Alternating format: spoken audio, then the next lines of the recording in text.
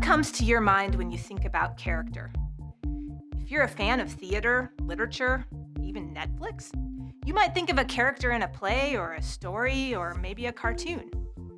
If you're a linguist or love words, you might think of character as a written symbol that stands for a phonetic sound or for a word.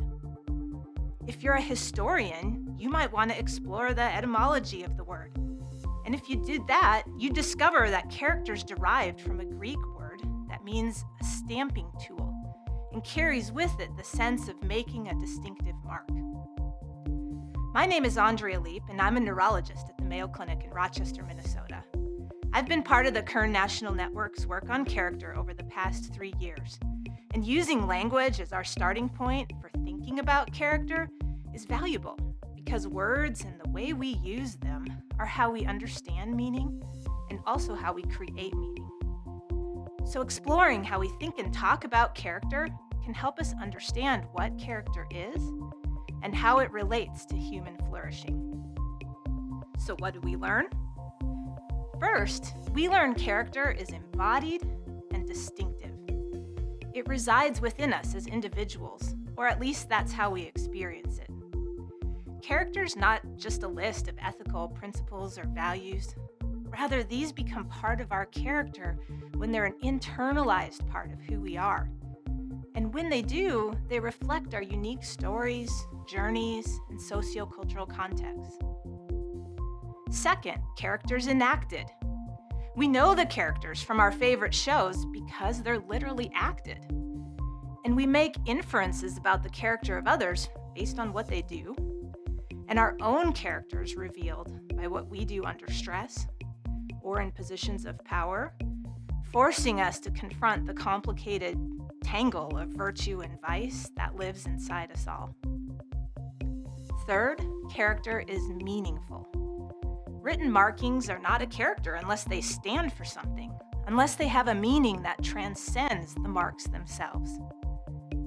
In the same way, we can't understand character or virtue without grappling with bigger questions about purpose and meaning. They're intimately intertwined. Finally, character is engraved. Imagine that you're holding a carving tool. Imagine pressing that tool into the hard surface of a stone.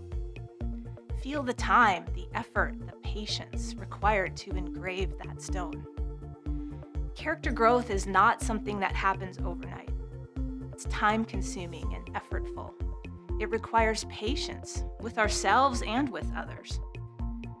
But character is also enduring by virtue of that same hardness, yielding integrity, consistency over time, and resilience in the face of adversity. As the Kern National Network for Caring and Character, we've created a definition of character that tries to capture the richness of this linguistic history, while also acknowledging our sociocultural embeddedness and the power of situational cues. The definition reads like this: character is the complex constellation of psychological characteristics that motivates and enables individuals to act as moral agents. That comes from the work of Berkowitz. Character traits are developmentally dependent and contextually formed over time. Character manifests in dispositions and practices which are influenced by situations and valued according to the sociocultural context. Character so conceived involves both content and process.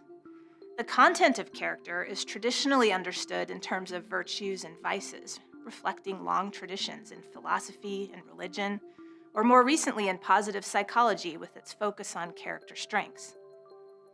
The process of character has also been extensively studied and is understood as unfolding both at a moment in time and over the course of a lifetime as we grow and develop as human beings.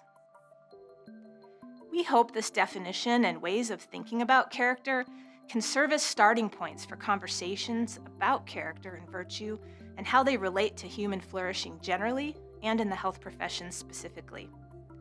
Because character challenges us to move beyond questions of competence that ask, "What can I do?"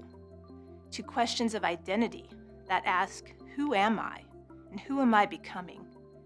and even further to questions of meaning and purpose that ask, why am I and how should I live? Asking and answering these questions is essential to move beyond a sort of superficial happiness that is so often bound up in our life circumstances, to a deeper and richer flourishing for ourselves, our patients, our communities, and our world.